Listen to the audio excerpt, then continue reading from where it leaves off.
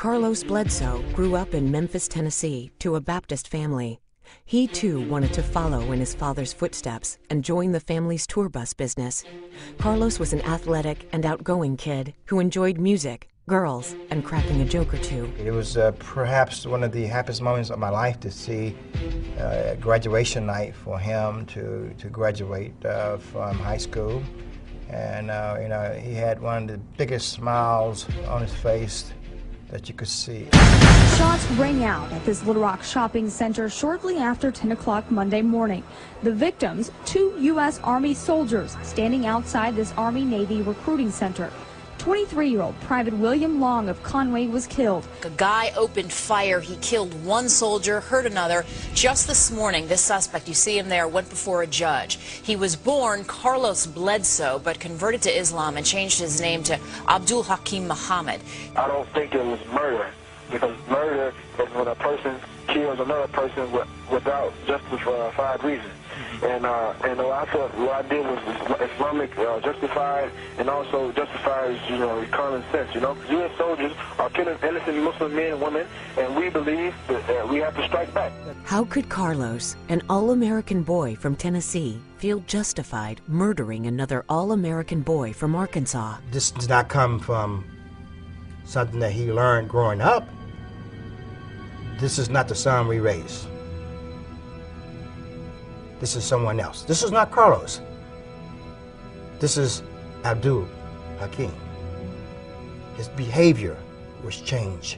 He was manipulated. He was brainwashed. Melvin alleges that his son's Islamic indoctrination began while he was a student at Tennessee State University in Nashville, a cosmopolitan southern town known as Music City, USA, for its country music fame. We sent him to Nashville to go to school to get a higher education, to be able to better himself and live a pretty good life for himself and for the future. And I think you go back to Nashville, you'll find that it began there.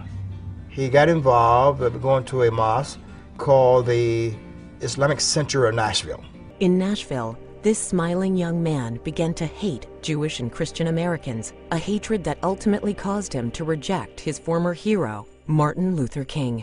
He was sent to Yemen, trained as a jihadist, and returned to his homeland to kill. In the back of my mind, I did not understand it, how a religion can teach someone so much hate because you disagree with someone else's opinion or their style of life or their belief in their God. I want to be able to say this to the American people and to the world. It happened to my son today. Tomorrow, your son.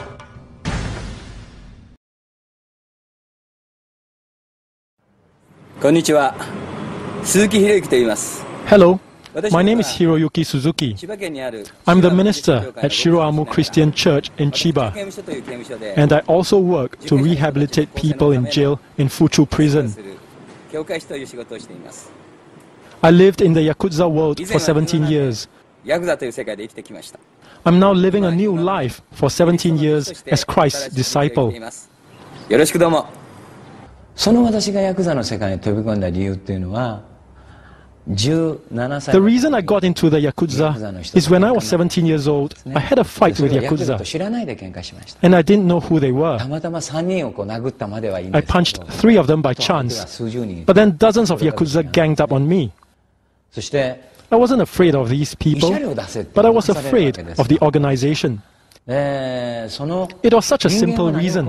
I thought I had to be a Yakuza to counter Yakuza, so I got into the Yakuza to protect myself. The second time I cut my finger off was for someone that I introduced to a gambling place. He ran away with debts of more than $100,000. I was supposed to take over this debt, but I couldn't. I had to cut off my finger in apology. A Christian minister was not something I wanted to be, but I put my wife through a lot of trouble for a long time. And so, to live as a Christian was something which would please her more than anything. クリスチャンとして生きることであって、98% がこれで終わった。 98% of my problems from the Yakuza days are solved, but I still have 2% to sort out.